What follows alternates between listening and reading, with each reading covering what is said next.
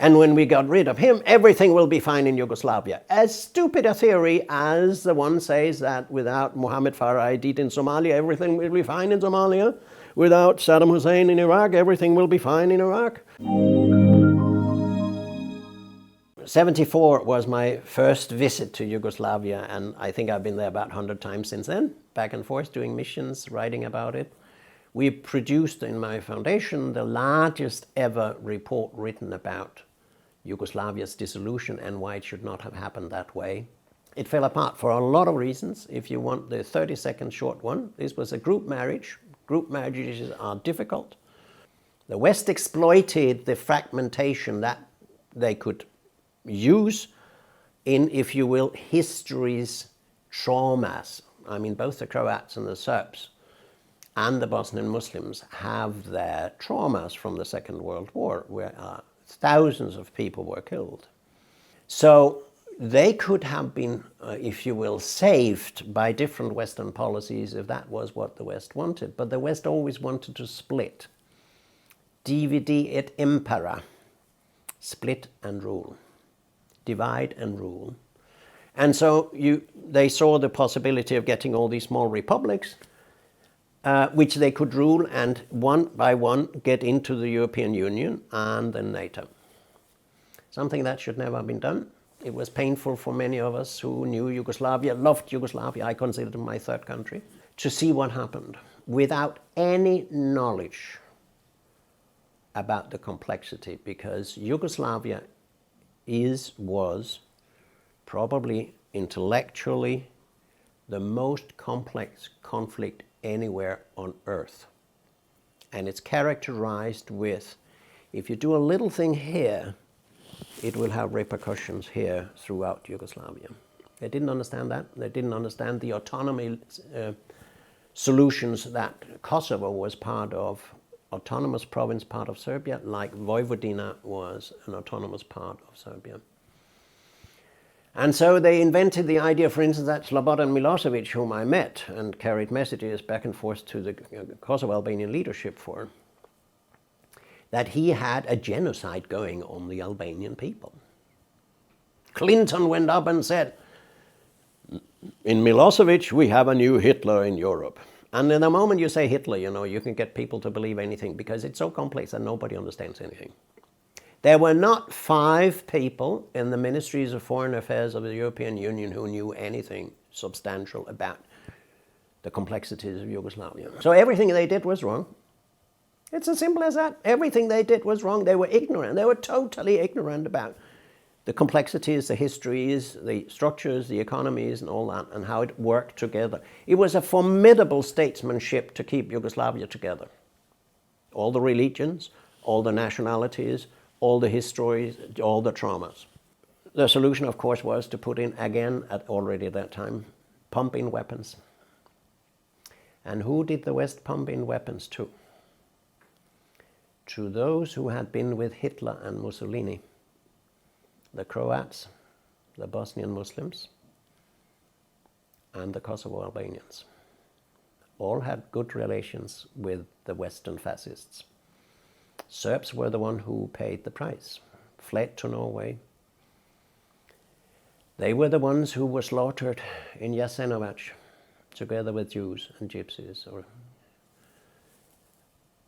And we didn't side with those because we said Serbs are the bad guys. And why are the Serbs the bad guys? Because they were the small Russians, the wrong Christians, the Orthodox, whom we can't, in the Protestant world, can't trust. And then they had a dictator, his name was Slobodan Milosevic. And when we got rid of him, everything will be fine in Yugoslavia. As stupid a theory as the one says that without Mohammed Farah Aidid in Somalia, everything will be fine in Somalia. Without Saddam Hussein in Iraq, everything will be fine in Iraq. Without Gaddafi in Libya, everything will be fine in Libya. This obsession with focusing on the top leader and think if we get rid of him, everything will be fine. I want to give you a personal story.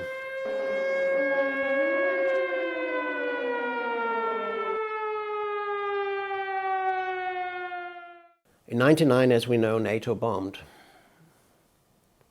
the hell out of the place in order to get a second Albanian state in Europe. Very unusual, namely Kosovo as an independent state, which of course is the cradle of Serbia, and they wouldn't accept that as an independent state. Shortly after that bombing, I had a meeting with the then president who had taken over after Milosevic. His name was Vojislav Koštunica. I sat with him in his dark little personal flat in Belgrade, and he didn't live in a big posh place. He said, "Jan, I want you to know that we've just been told by NATO, who destroyed us a few months ago and used depleted uranium weapons. We've just been told that we will not be able to enter the European Union before we become members of NATO." Think of the arrogance that you first destroy, pulverize a country, cut out a part of it. It's much worse than anything Russia has ever done in Ukraine and Crimea. And then you say, you must become a member of our destructive organization before you can enter the European Union.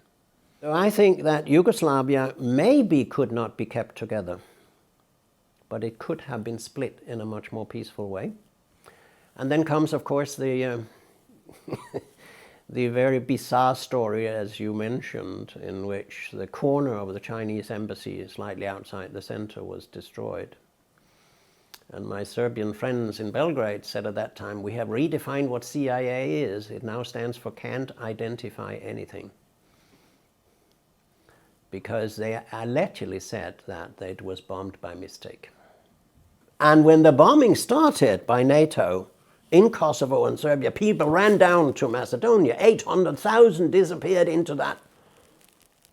And the West tried to tell us, I mean, those of us who were there knew it was one big lie, tried to tell us that the 800,000 people had run from Milosevic's ethnic cleansing, whereas it happened a few days after NATO's bombing had started. And, you know, asking Macedonia first to have destroyed its economy thanks to the sanctions, and then take care of 800,000 refugees, that was enough to destroy that country's, let's say, livelihood. Did we ever pay compensation? Did we ever say we apologize for what we did? Strong people, decent people are able to say, "I'm sorry." But low-level people, less intelligent, less mature people, always think that they always do everything right. And that's a dangerous philosophy for the rest of the world, particularly when you have too many guns in your hands. It gave me something to reflect about what it means to have too much power. The Americans have had too much power and never been humble. And God forbid anybody of the new multipolar world leaders will go the same strange way. That because we have succeeded with certain things, we are no longer humble. The more you succeed and the more power you have, the more humble, the more careful, the more thinking you should do instead of getting to the arrogance of power. As we know, China has come into Serbia, done very good work there, and Serbia is basically part of the Belt and Road Initiative. And the interesting thing is, if you look at the railway building there, it has gone very nicely in Serbia, which is not part of the European Union. But the part of the railway up to Budapest is not ready yet because of EU bureaucracy. So I would advise Mrs. von Leyen to keep her mouth shut about international affairs and see to it that her own union works. And stop talking about Europe because, dear madam, you've never been elected. You profess to be a leader in a democratic European Union with 410 million people, but you've never been elected. And many of these leaders, government leaders, are war criminals, but they will never be convicted. I could give you an example. I live in Sweden. I've done that for more than 50 years, but I was born in Denmark and I have followed Danish politics closely all these years. It was an extremely peaceful country where we used to say, if we disagree about something, let's drink a beer and talk. In the 90s, something crept in, probably because the Social Democratic Party, as in all other European countries, are no longer social democratic parties, but right-wing, militarist-oriented countries, countries and governments. And in 1999, Denmark decided, with a social democratic and a liberal party, to bomb in Yugoslavia, in Belgrade, during the dissolution wars of Yugoslavia. After that, Denmark has participated in bombing in Afghanistan, in Syria, in Iraq. It was the main destroyer, together with Norway, of Libya, which were way outside the United Nations mandate, which was to protect people basically, but they pulverized Libya. And then Syria and Iraq again. And now the Prime Minister of Denmark is basically a megaphone for Washington. Madame Frederiksen was actually for a period a candidate, a possible candidate to become NATO Secretary General. And you may be aware that the Danish Prime Minister, Anders Fogh Rasmussen, who is with no doubt the largest Danish non-convicted war criminal, made Denmark participate in 4 years of occupation with the Americans of Iraq against the United Nations, against international law. He was rewarded for that by the Americans and was a personal friend of the Bush family. He was rewarded for that occupation, illegal occupation, by becoming a Secretary General of NATO. So my little country is among the worst in Europe. Why do you so adamantly pursue peace, which sounds like so unreachable and so idealistic? Why do you dedicate your life to that? Very sweet of you to ask that question. Of course, you may think I had a very unhappy childhood and things like that. It's not the case. Probably I had a very happy childhood.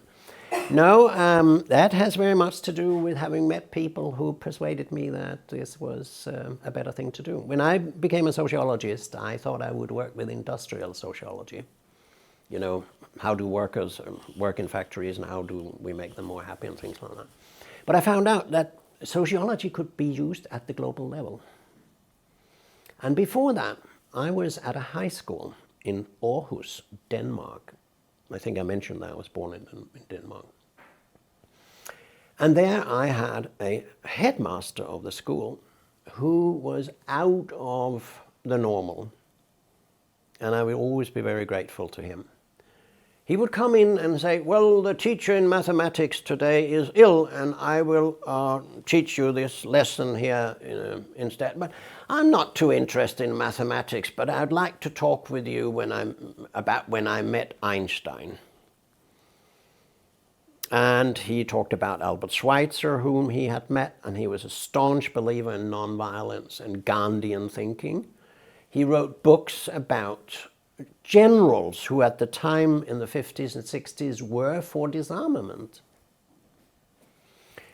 So this dear man, Åke Bertelsen, gave me in a very important period of my life between 16 and 18 at high school level, some inspiration. I can say that he and his wife were also the main organizers of the rescuing of Jews from Denmark to Sweden during the Second World War, and he wrote a book called October 43.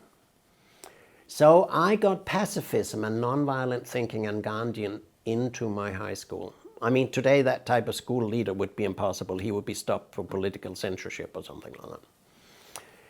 And then I ran into peace research at Lund University, a dear friend, professor of sociology, Håkan Wiberg, who gave a little 5-point course, 2 months of peace studies. And I said, wow, I'm not going to do industrial sociology. I'm going to do peace studies and work globally. And he took me down, and now it comes a full circle.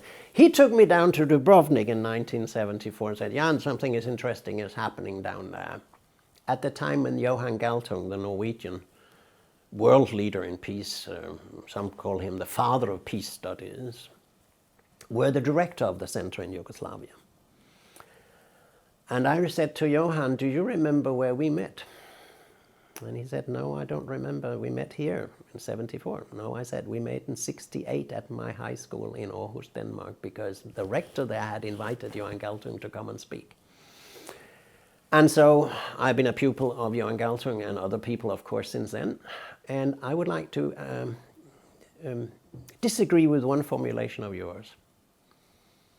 Peace is not unrealistic. It's not even idealistic. It's damn rational. And no limits to what people can achieve together if they could stop fighting each other, using weapons, wasting human, technological, economic resources on militarism. There's no limits. Humanity can do the most incredible things, but we can't do it if we kill each other. And if we spend all our awakened time on finding out how to make each other's enemies and how to speak bad about other people and speak about enemies everywhere instead of, why do we have enemy analysis? We don't have friendship analysis.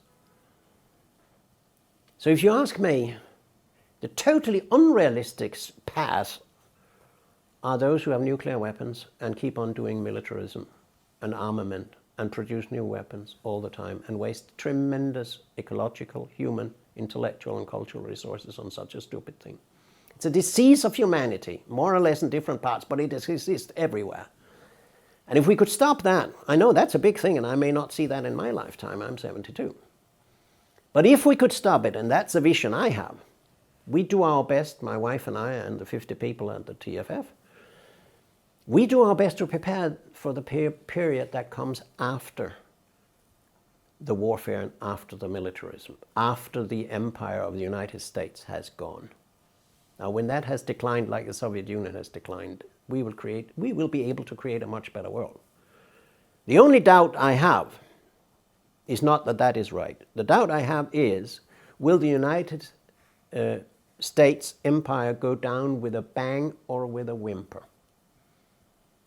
Gorbachev was a formidably visionary and peaceful person who could have blown up the world with his nuclear weapons, say, okay, the Soviet Union is gone, socialism is gone, we've lost the game, boom. Hitler could have done it if he had had nuclear weapons in his bunker in Berlin. We don't know who sits in the White House. The day the Americans find out that we have no empire, nobody's listening to us anymore, we got to change. Will you go down with a bang or a whimper? I hope it'll be a whimper. I hope the United States will go down with grace. And not go down in the sense of becoming a third world country or something like that, but go down from its empire. Stop imperialism, stop militarism, stop dominating. That will make the United States a much better country, and it'll make a much better world.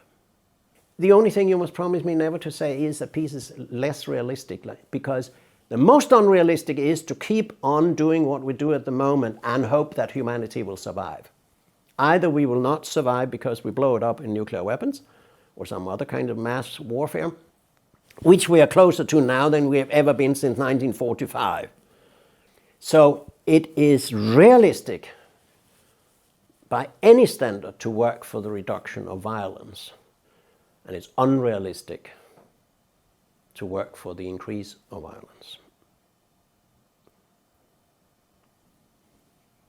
And that's my background. And I am stubborn enough to keep on doing that until I can neither speak or think or talk anymore. Iznenada kobne noći te 42. godine činilo se kao da će sneg, a stigao je rat i vojnik neki tuđ i strah. Mene majka moja rodi, da sanjam o slobodi. Prvoj noći da čujem zveke, da plačem sa rukom na usnama. Moja generacija iz 42.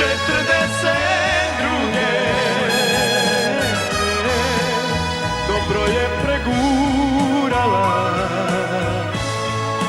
burne dane te. Moja generacija iz 42.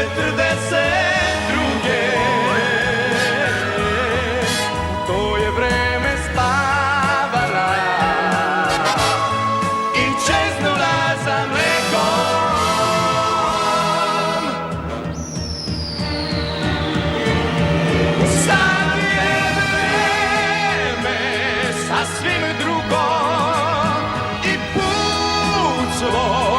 svako ima. Što god smo dalje, sve više hoću da znam gde živi, gde pije, peva, gde je sad. Moja generacija i 42. Sva se već poženila i čuva slatku decu. Moja generacija i 42.